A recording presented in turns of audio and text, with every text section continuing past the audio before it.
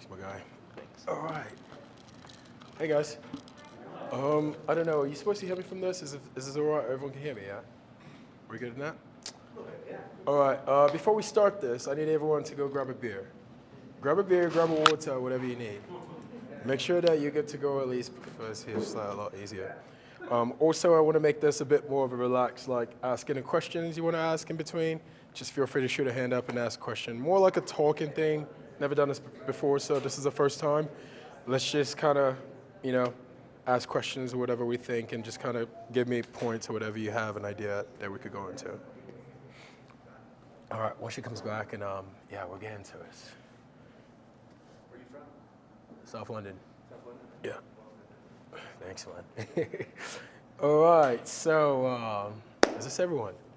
Everyone's got the beer. This is more like we're gonna hang out, have some fun, and just talk and get to know each other. First off, by show of hands, how many people here have actually bootstrapped the company? I know you're back there, you're working on it, same thing. Okay, now, how many of you actually sleep at night? If you've bootstrapped a company, do you sleep at night, like regular hours? No. And you probably wake up thinking something's gone wrong and you don't feel hungry and you realize that you're just like stressed out. Yeah, that sounds about right. So this is partially why we're here. I just wanted to kind of understand like the challenges and kind of talk about my challenges doing this and, understand what people have gone through, see if people have done it. Just to understand what you guys think about it. It's not some people think I've been told it's the dumbest idea to do it, but guess what? Dumb ideas are the exciting ones that make sense at the end. So it makes it a lot better to actually, you feel that win at the end where you feel like it's actually your product and you built it from the ground up. So let's jump right into it. I made some points here, so I will glance into my little cheat sheet here as we go. Like the biggest challenges, I would say, that I've come across, and for one, everyone knows what a bootstrap company is here, which I see future entrepreneurs in the back, and I like to see young kids interested in businesses, so it's kind of cool. The whole point of a bootstrap is you want to build it from nothing and not get a lot of capital investments in, which could A, change your views on what you're working on or how you want it to turn out. Or more importantly, it starts diluting so much equity that your company just becomes worthless before you ever become worth anything. This is something that, led me to this process of deciding to want to bootstrap it and not go into a lot of capital investments from financial institutions because it's not always the best idea. So one of those is high risk. The way I'm going to do this, the first thing we'll cover are some challenges because I want to start this early. I'll start with some of the advantages of a bootstrap company first.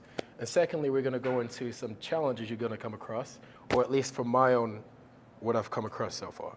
And thirdly, we will talk about some of how to prepare for success for a bootstrap company.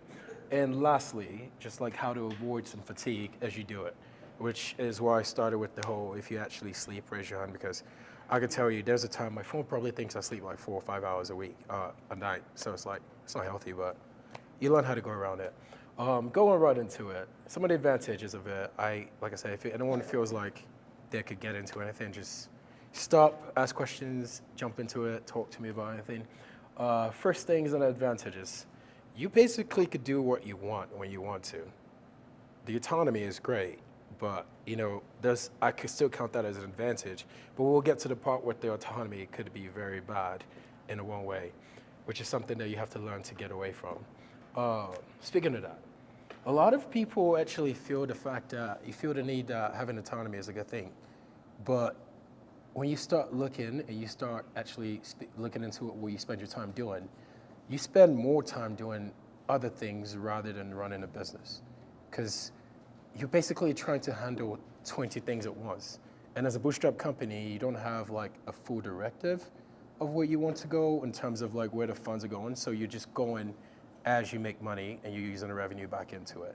So the autonomy could be great because you feel like you can make all those decisions, but yet it comes back at the end and it becomes an issue at the well. Which jumps into the second factor, which is time savings. You spend less time worried about how to make investors happy and actually spend the time to develop your product a lot better, which is something that a lot of startups that get funded fail in We've seen a lot of startups that start, and then fast forward to a couple months later after they get funded, they start realizing that they didn't have a plan, and they didn't know how to do it prior without money. But now they just got a little bit of money, everyone goes mental. Before you know it, the money is out, and they lay off half of the team. We see this happen a lot. It's a constant thing. So the time-saving factor, helps you really focus to develop your product before you decide to put it in front of people who will potentially want to take equity into your company. Which goes into the third thing, which is my experimentation factor. I did this for myself because I wanted to experiment, because I was just telling you just earlier. I started this company because my mom said I couldn't make money partying. And it sounds silly, but part of what we do is almost like we party for work. And my mom said I couldn't do that. And my whole thing, if you tell me I can't do something, I look at it like, well, watch me. So that's what led this far. And long story short, the experimentation part just kind of let me be the way I want Wellview to grow. And show of hands, how many people know what Wellview is and what we do? Let's start with that. You know Wellview? Okay, I guess you guys know Wellview in the back end. So I'll go into it first. Wellview is, if you live in an apartment, let me paint a picture for you. You live in an apartment. You don't know your neighbors. You are apartment 1106. 1106, 1108 is next door to you. You know nobody there. All you do is just get in and out of your door and go to work, whatever you do constantly each day. But along comes a company that starts bringing life to your property. And what does that mean? We are coming in and putting things like wellness classes together. Also, happy hours. We're building community in these places. And the three ways that these helps the properties is one, if you as a resident feel like there's some sort of community, you want to stay there and you refer your friends there. But the ownership group are happy as well, because this leads to consistent retention and a lot of new referrals. And as well, it draws back to the leasing staff, and ownership's happy because they have a consistent number of, they don't have to worry about a lot of vacancies. So what we do is create those services that make the apartments feel like more of a home feel, and a little bit of luxury to it, where you now get access to fitness classes that's curated to your property, a lot of happy hours, sushi class, just a hands-on thing to get you out of your place, to get you to meet your neighbors. And as well, we give them access to, through a platform, we have a concierge access to on-demand massage therapy who comes to your home, private personal training, pet check-in, pet walks, whatever you need. If you're home, you need someone to check into your dog, or just you don't want to run home, you can't leave work to check on. So you open up the portal, go check that. Those are the services we provide for apartments. So in retrospect, Wellview is basically just we are an experience provider. And experiences could go in different ways, from the health and wellness social to the social focus that we actually lead on. Now we've gone past the part of what Wellview does. I think that helps understand a little bit more in this industry what we're doing. And while we're here, we do have a tech platform that we are working on that's supposed to optimize how apartment living is done and how residents interact with each other, from how you pay rent, and also going all the way to how you request any sort of maintenance activity. And that's where we're going into the future, merging some sort of experience with it. And to do that, we had to get a little, you have to get a little tricky and just kind of see what works and what doesn't work, which is why we experimented a lot in it. Now that we know what Wellview does, I think that is actually the biggest part of it, because I feel like it helps cover where we're going to go with this. The next thing that helps me a lot is equity. I kind of touched on it earlier. Some of the advantages that I feel when you actually get to keep control of it and bootstrap it, you get to keep your equity. You decide who you give out equity to, and you decide which staff you give out equity to as you grow. Because one of the biggest mistakes people make, and I made it as well when I started, was to hire, it sounds silly, I hired a lot of my friends. Okay, by show of hands, please tell me, and don't lie, tell me if you've either hired your friends to work in a company, or you were that friend that got hired. You were the friend, or you hired a friend? Now, how did it go? Not great. What about you? How did it go? It went okay, but I didn't stand up to it as much as I would have. Okay, and how long did it take for you to do that before you decided to? Opening a business. Oh, okay. And do you feel like if you actually had that conversation with them, you feel like it could have been a bit better? It could have gone longer. I think it might have turned out differently. Okay. Now that's something that I encountered as well. I started this company, I was excited, You know, I'm like, okay, we are in this new space. We're doing great. We've got all of this works in process. So I hired friends who I thought like would be good for it because I thought my friends would understand what I'm trying to build. But I learned that it's not always that way. You know, it's something that I started realizing that no matter what you try to do in terms of hiring people, you just have to hire people who actually are focused on it, no matter how close you think they are to you. So don't hire friends because you end up giving up a lot of equity that you don't have to give out. And from my experience, I learned that some things, if it doesn't work out, you're kind of stuck with that whole, you know, you've done it, now you have to learn from it. And I had to learn from it, so this is why we're here, to make sure you don't make the same mistakes. Well, some of us have made a mistake prior. How did yours turn out? So it was someone that I vouched for to, upper management advocated really strongly to get them hired, and then they didn't really pan out. And so then, it wasn't hugely disastrous other than, a blow to the ego that now I have this like bad perception of ownership. Okay. And what about the friendship? Is it still good or not? It was hard when we had to let them go. Okay. Yeah, and you probably became the bad person for a few months. Yeah, I mean, we're fine now, but yeah, it was Okay. very awkward. No, that's pretty normal. I had to deal with the same thing. I actually just I was talking to Brian and Jonathan earlier about it. At the start of the year, I had to restructure my entire company and restructure everyone from our leadership team. Not because they're not good for it. They might have been good for when the company was a bit smaller, but as the company grows, they're not the right person for the role that it requires. And that's something that it took me. Jonathan and I had a lot of talks about this because it took me a bit to eventually say, okay, I just need to put my foot down and do this. Because it was hurting us more. We were not growing. We were like almost stagnant because you get to the point where you realize it's not helping you. But you need to find people who, one, at an early stage, my idea was find people who believe in the product, or I don't have to give up a lot of equity. And at first, after learning that hiring friends was not the best idea at this stage, at least at the place we were, I didn't think it was the best idea. When I learned that, I started restructuring, and from there, we learned that you can't really just give out equity to everyone. And this is something that, as an advantage of a bootstrap company, you almost have a control as to who gets equity. And at this stage right now, we're pretty tight on that in terms of we've actually tightened back up, so we're not, just losing anything out of it from anyone. Another big part is obviously self-investment. This is what does this really mean? You're putting everything back into your own investment.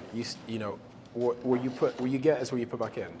And when you invest in yourself a lot more, you're not worried about a lot of people pushing you to hit certain requirements. Like investors require you to get to this, you must meet this goal at this X amount of time.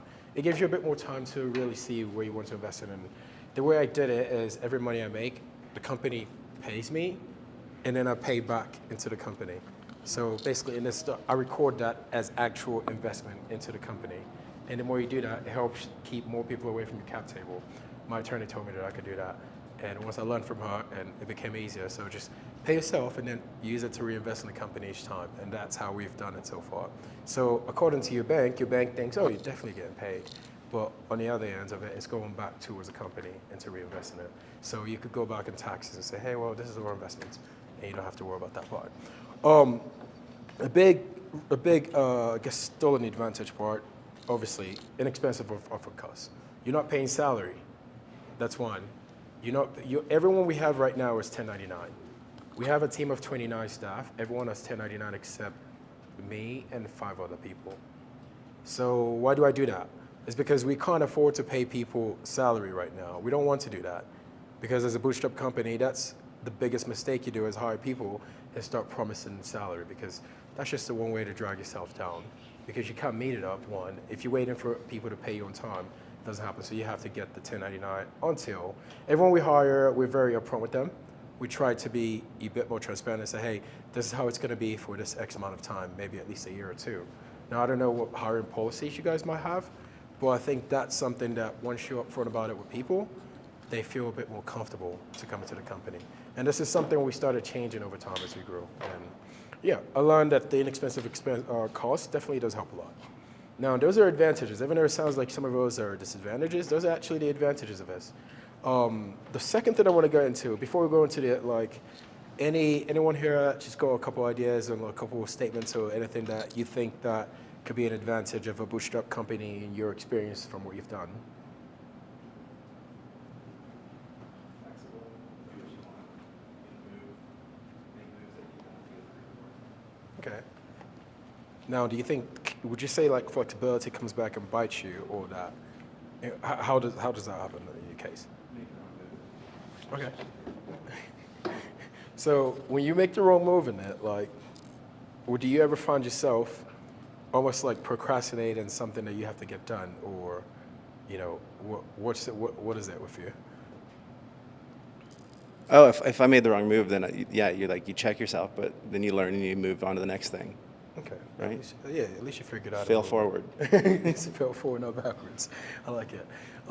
Now, do you find yourself like ever feel? I guess like when you make that mistake, do you find yourself translated over to staff? Do you have staff that you have? I don't run my own company at the moment, so I couldn't really speak to that. But All right. so Yeah. You had your hand up for something? Oh yeah, I think it I was. don't recall, but yeah, I was thinking about this, and I don't know if this should be considered an advantage, but I guess there's a social component to being your own boss and owning your own business. It kind of elevates you in a way, at least emotionally, motivational wise. Oh, yeah. It gives you kind of that ego boost, that little boost of energy to say, hey, I own this. If this fails, this is on me. If this succeeds, it's my baby. So there's kind of this emotional attachment to what you're doing that drives either passion or Yeah. the other way, right? You have to just accept that this is, for one, if it's not what you want to do, you can't feel good doing it. You have to just know what you're getting into, and that time just say, well, it's mine. Yes, there's a bit of ego that comes with it. Let's be real. Anyone that starts a business, it's not just that. There's a little bit of ego that comes in it. It's probably maybe 10% of it that, when you start a business, you're like, I want to do this for myself, and that's where that grows from. Well, I think that's something that, it should be there. You should just feel good about it, regardless of it. Exactly. It's a big advantage. And yeah, you get to make your own choices. And if it fails, it's on you as well. So you just have to see when you start employing people, you're like, oh, wow, this can't fail now. I have to make this work. So because it's not just you, it's now them, especially when your staff has kids and you're like, oh, shit. You have to actually be, like active and make sure that things are going every Gotta time. make payroll or else, Yeah, which takes into the challenges, which is the second thing I'm going to get into. The challenges that I faced a lot with this is obviously it's extremely high risk. Going back to my statement earlier, when people say that if you're starting a company, you must be a bit insane. It's extremely high risk because if it was easy, everybody would be doing it. And this is one of the reasons there's not that many people to do it, because the risk of starting a business is already like, uncanny on its own. But when you add the risk of that, plus a bootstrap company, and you just know that you're doing this only based on your savings and what you have set up, and goodwill of business with people, that's when you start realizing, holy shit, this is actually like real. And that's the part that I learned that before I started. I realized, okay, well, this is going to be risky. What am I going to do? I'm not going to, we've already gone this far. That's what I would say. We've come this far. We can't go back. That's one of my driving factors. We made it this far. We can't go back now. We just got to keep looking forward.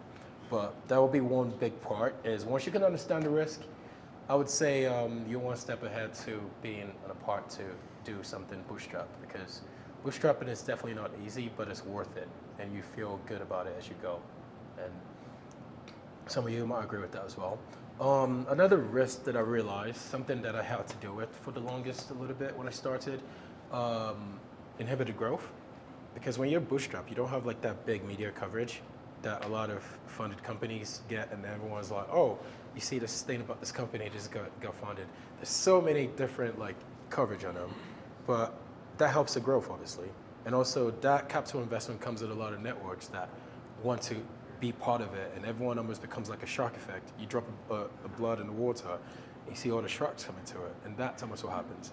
But as a bootstrap company, you don't have as much as those, so you basically have to get a little tactical and find places that work for you, and just find network. You have to just become a good networker. If you can network with people, you can slowly grow that by word of mouth, and have your work speak for itself.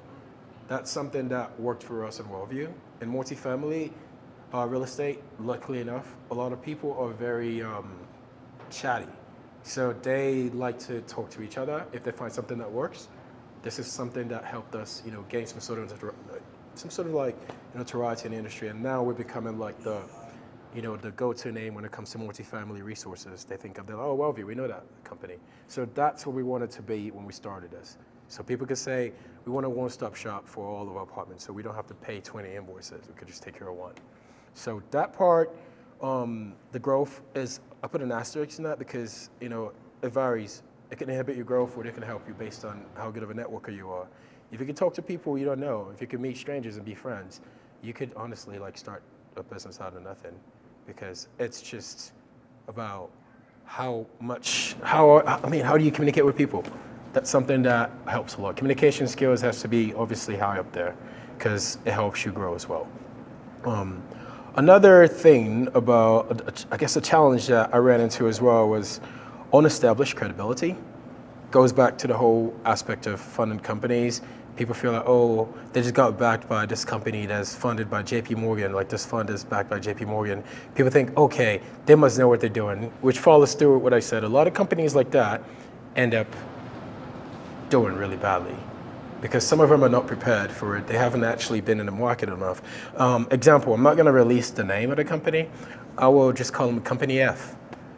Company F actually is funded by, I'm gonna call them Fund F as well. Company F is funded by Fund F. So Company F Company F works in the same space as we do. They work in different industries, but the Fund F wanted to fund Wellview initially, but they kind of had a lot of standards and terms that I didn't agree with the terms. I didn't want to, and I stepped away. But Company F took the money, and now Company F have to meet a lot of high things. That the fact that the company is almost failing and losing a lot of the multifamily connections they have. So because of the extreme push that the VCs are like, get to this, get to this, get to this, they couldn't do it. And now they've had to let go of a lot of people. And it's leading to the companies actually, they might run out of business in a year or less than that. Just because of this unexpected, it's like unimaginable expectations that they want them to have. And it's not the way I see Wellview going. My goal for the company is to mature it a lot more and eventually exit at a proper time. I'm not in a rush, maybe 6 years, maybe. That's my rush, 6 years. But at the most I'm not. Due to that credibility issue, people would think, okay, well, because you're not backed by this company, you don't have this together. Not knowing that you actually know the industry much better than the people who everyone gives money to. Because a lot of companies that give money to are just a concept. I don't know how many of you have gone through the fundraising process and seen a lot of concept companies get money and you look at it like, what the? And then you start asking yourself what's going on? And then you realize, okay, I'm glad I didn't take that money. Much later, you're like, okay, I'm glad I stepped away from this a bit, because you start realizing the pressure they put on a company to do this, and be, this for the investors, because they just want a quick return. They don't care. In most cases, most investors, I would say 90% of investors just want a quick return. They do not care about you trying to mature the company. And we focus on that a lot. Another challenge is the small profit margin, mainly because you're reinvesting everything into the company. One way to avoid that is basically start with some pre-saved funds. This is how we started with this initially. I use pre-saved funds, and you're not going to have a lot of profit margin because you're spending your profit, putting back in the company. It will be a bit longer. It will take you a lot longer to get profitable, because with all the reinvesting, you're going to grow. You're not just going to be as profitable as fast as the other company until you get to the part where you can maximize and optimize your process a lot faster. Another leads to it, very limited resources. Resources could stem from staff, could stem from supplies, could be, honestly, networks. You are going back into it as a small company, you don't have a lot of these extreme media coverages. You have to get creative with the city and find a way to get your own coverage by whomever posts whatever. It just makes it seem like it's a bit harder to get from point A to point B. So you have to learn how to make friends. from making friends, you start realizing, okay, this person has access to, for instance, I was looking for an in-house, actually, I had to let go of a few people. So I was looking for an in-house accountant team. And we found someone, they were a friend of mine, that's not handling that for us. So it's just a process of, I couldn't go find the same resource that our competitors have, but I just kind of use my own personal network to make up for that resource that I'm lacking. And the cost is actually very reasonable because it's a friend. He's like, okay, well, we'll take care of this for you for this X amount of time. So the resources are definitely something that it's a big challenge, but if you know what you're really working towards and you want to, get to X amount of time in a timeline, I just say it's going to be there. It's a challenge that you always face. Just understand that it will be there. And instead of letting it kick you, try to find ways to kind of like roll with it and find resources to help you. There are people, there are various, I believe this place has a lot of resources for businesses as well. We work out of VentureX. I haven't spent this much time at the Commons, but from what I'm hearing, the Commons has a lot of resources as well to help people in this industry. And it helps you just to have a place where there's community. That's something I need to be better at. I don't have time for anything. I need to make time for things again. And I'm actually trying on that. So because of that limited resources, you actually don't have personal time. That's part of it as well. So everyone in your life will get mad at you for something. It's okay. Okay, show of hands. How many people have had someone, significant other, good friends, or family get mad at you because you couldn't do something due to the fact that you had to work or something about that? I feel like you've been in a lot of pit. You've just been in the doghouse a lot. And so it's definitely, it's normal. I guess it's not normal, but it happens in this. And I've learned it, and over time I've learned how to go past that and find ways that work and to just move along it. I put asterisks in this other challenge because it's not really a challenge, it's more so a choice.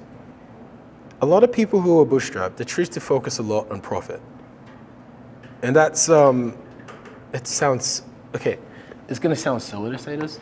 Focusing a lot on profit versus focusing on revenue. I don't focus on profit, I focus on revenue. Because the more revenue we have coming in, that just feels, to me, I know, okay, well, we are doing business to keep it increasing. But when you focus too much on profit, you tend to lose what you're trying to accomplish because you are spending a lot of your time trying to figure out, oh, how do I make this profitable? How do I go from this to make it this, But to an extent, you just have to learn that you need to set a timeline, get your revenue up, and then from the revenue go into what you have to get next. Profit shouldn't be a first issue as a bootstrap company, at least from what I've noticed.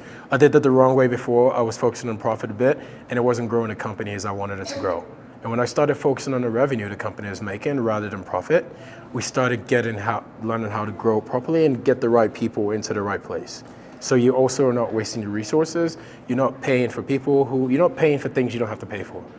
Yeah, obviously everything is limited as a bootstrap. You have a very limited money flow because you basically, in my case, we call it a Bank of OJ.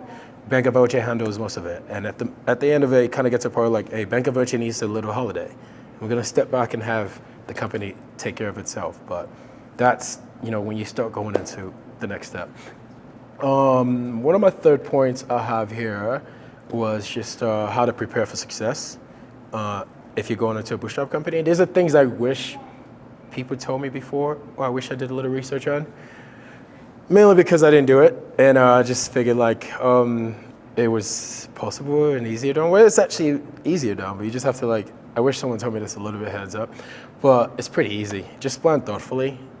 Figure out what you want to do, put a plan, figure out a go-to-market strategy, figure out where you need to get to market, who you need to network with to be in market, and just pilot programs, test it out. Ask people, just network with people, see who could, get some sort of advantage from your industry that you're trying to go into or your product. And from there, see where you can help or you can work with. And just as you do it, it just helps you lower what you're going to spend. Because if you make a mistake once, it's better than making it 4 times. Because mistakes are costly. Each time you have to spend money to renew a system or figure out another method that works. You already spent X amount of money to do it, where you could have just planned thoughtfully and done it once. Optimize your price beforehand. I'm dealing with this right now. We just had to change our entire price structure. because when we started, we didn't know what. Obviously, it's a process. It's a learning system. We didn't know what our pricing should be, and in most cases, we underpriced ourselves for what we were offering. Then when you come to realize that your service is actually worth more than you're charging, you start trying to figure out, okay, how do I change my price without upsetting my existing customers? And that kind of hurts you because you're losing money each time. There's this customers are paying up to 40% less than they should be paying. So you just have to figure out, how do I do this? And if I avoided that early by figuring out my pricing structure, but also there's no way to know until you get in the market, unless you do extreme research in it. But our industry wasn't a thing before we started it, which also helped made looking for a lot of information harder, because the whole multifamily experience thing was not a thing until COVID gave us the light that we needed. COVID told apartments, hey, you should spend money into these things, because people spent more time at home and people needed more. So a lot of these things are things that it could have helped to do a lot more research prior, but if you're in an industry that there's some information, I always advise check all of this out.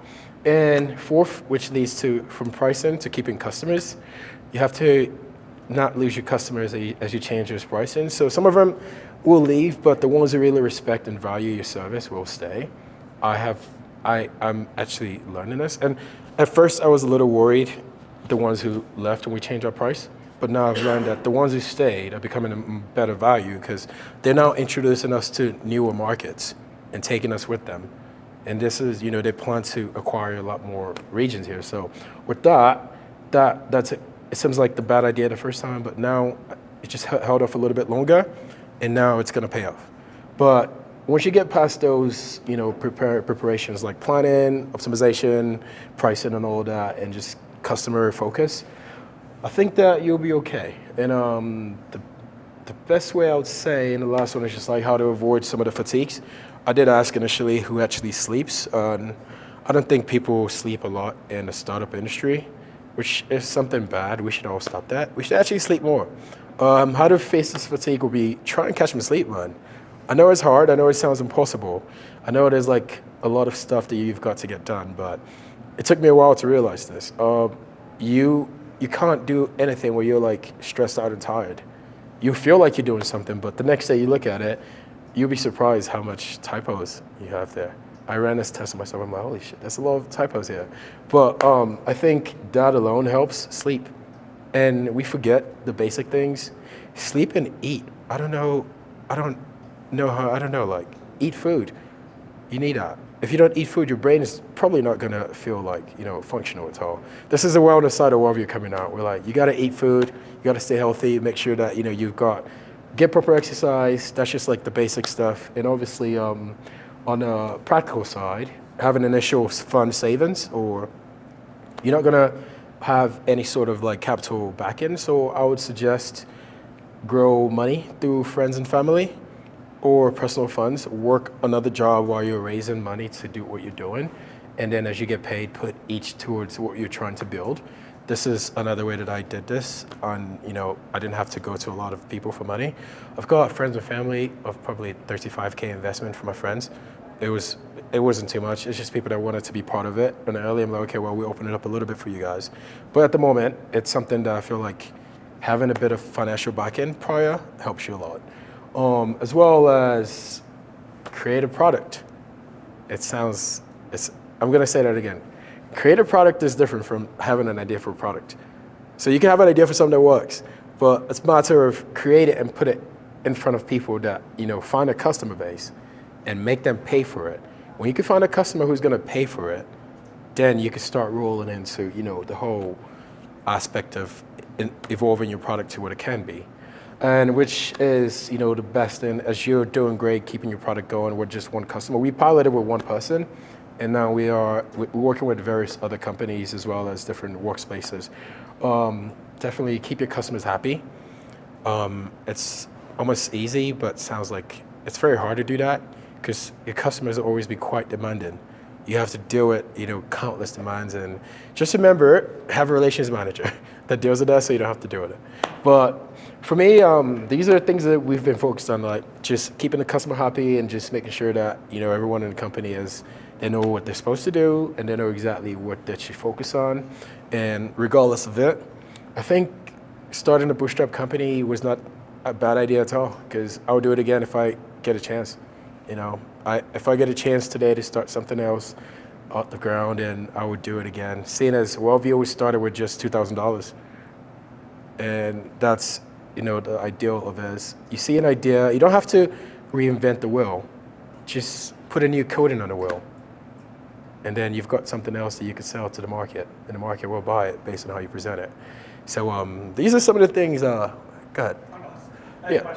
Oh, I was just gonna wrap up and answer questions. So yeah, these are what this is. Yeah, it's basically all the things I've come through so far, and obviously I don't know it all yet. I'm still learning, because this is all a learning procedure, and I love this.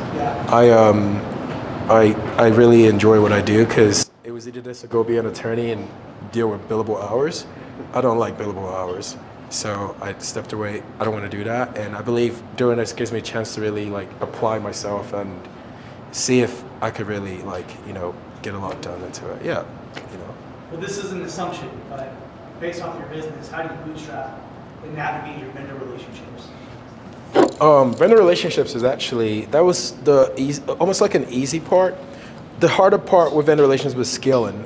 So with WellView, we appoint a relations manager per area. So in a certain customer base that we have a relations manager for each of them. I'm not really I don't deal with a lot of the vendors, because our vendor team are going to get to the vendors and say, hey, this is what we're doing. This is what it looks like in the budget. And the best thing we do is Net30 is my biggest friend right now. Net30 saves you as a bootstrap company. So as that with vendors, that will be one of the best relationship builder. I'm pretty transparent about everything. I'll tell them, hey, this is what we get. We have a Net30 payment, and once they send us an invoice, we take care of our Net30 payments. And everyone that we have as a vendor ideally gives us a bit of a discount, because we use them a lot. So it helps a little bit of our relationship get stronger as we go. Yeah. Any questions from anyone else? Ideas, questions, thoughts? Hit me with what you got. Another one. What's the end game for you? Is acquisition your goal? No, actually, funny you asked that, because I just wrote our business plan today. So WellView, obviously we went from experience to become a data company that collects. We have data on over 50K units of renters. So our plan is to eventually go into becoming a property management company, and down the line go into ownerships. And in terms of I'm actually, it's something that I have in a two-year plan to buy our first 50-unit property, and then go into potentially breaking this multi-million-dollar deals on Class A, Class B properties. And with the data we have, I feel like banks equate data to money, and the data we collect will help us grow to that next phase. So we definitely do plan to be a household name in apartments in the future. Yeah. What kind of data do you collect? I guess financial, personal, and just things that helps them, or what the renters want to see, which helps in terms for apartments to focus on what they want to build. Because some of these data we actually share with the ownership groups and some builders to see where to focus on, which helps. Yeah. Any questions?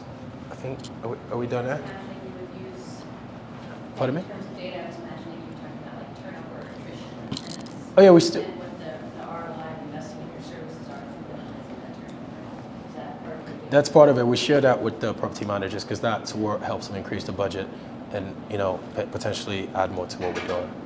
So, but it's gotten more exciting. When data got involved, I got pretty much, it's got intense, because it became holy crap, we went from not knowing what we're doing to now we have a lot of this information in front of you. We actually had to bring in a part-time data scientist, because he now keeps up with our surveys and our, everything we have that shows people how we're doing. He has to decipher that, because I don't want to do that part, and he's good at it. So, but yeah. Next. Well, Good. what's up? Go. Yeah. No, we'll take it all. Go ahead. How does the CTO, especially the macroeconomic categories, right, everything's going on, how does the CTO determine what is nice to have or what is need to have to grow the business? To that expect, like we don't have a CTO in house right now. We're actually looking for one, so we want to everything I do try to start from in house. So ideally, we'd like to have a CTO that starts as a product manager, and eventually goes up to a CTO because I want them to actually learn about the company and not just come in to the company. I want people that are willing to grow with the company.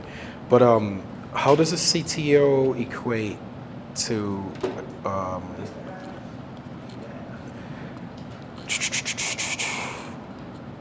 That's something that I'm gonna have to. I guess let me come back to you now. Yeah, I'll come back to you now. I haven't thought about that. I guess that's a question my CTO has to think about in the future. This is where I'm not CTO. They'll have to think about that.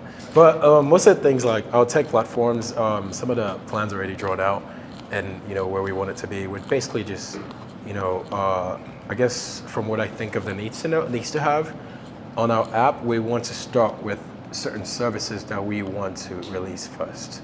And I guess that would be up to the CTO to use the surveys and data we've collected to see which ones we should launch first. So everything we do is just to collect information from residents, and hopefully we're going to utilize this to, help us be better at what we do.